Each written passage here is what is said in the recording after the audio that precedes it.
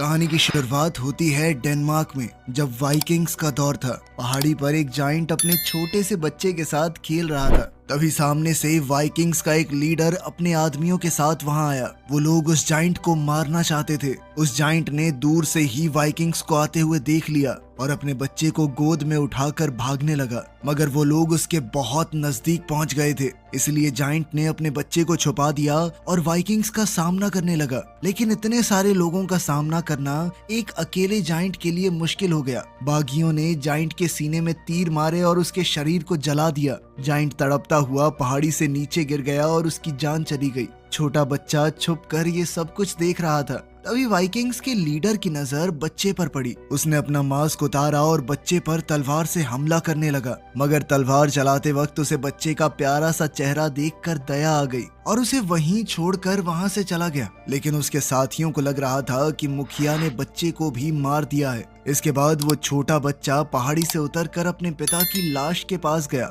वो अपने पिता के शरीर को चील कौवों से बचाना चाहता था, मगर उसके पिता की लाश इतनी बड़ी थी कि वो उसे उठा नहीं पाया। फिर बच्चे ने तलवार उठाई और अपने पिता के शरीर के कई टुकड़े कर दिए और अपने पिता के सर को हाथ में लेकर अपनी गुफा में चला गया। बहुत साल बीत गए और अब वो बच्चा बड़ा हो चुका था। वो अब काफी बड़ा और अपने पिता से भी ज्यादा ताकतवर बन गया था। लेकिन जब भी वो अपने पिता के कटे सर को देखता, उसकी यादें ताजा हो जाती और वो अपने बदले को याद करके जोर जोर से रोने लगता। दूसरी तरफ वाइकिंग्स जश्न मना रहे थे, क्योंकि अब उन्होंने अपने गांव में एक नया शराब घर बनाया था, जिसे पहली बार खोलने के लिए गांव के मुखिया को बुलाया गया। दूसरी ओर वो जाइंट भी गुफा से बाहर आ गया। वो बेसब्री से अपने पिता की मौत का बदला लेना चाहता था।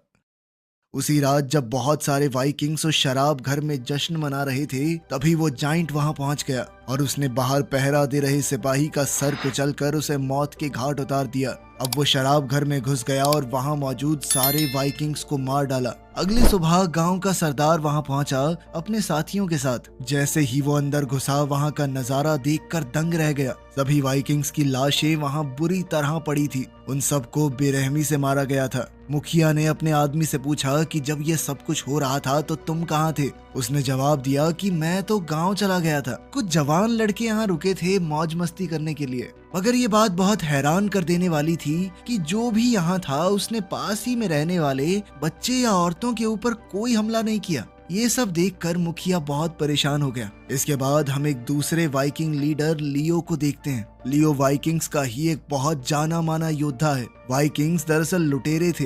ये दूसरे शहरों और गांवों को लूट कर अपना गुजारा करते और ज्यादातर पानी वाली जगहों में ही रहना पसंद करते थे। वो लोग किसी दूसरे देश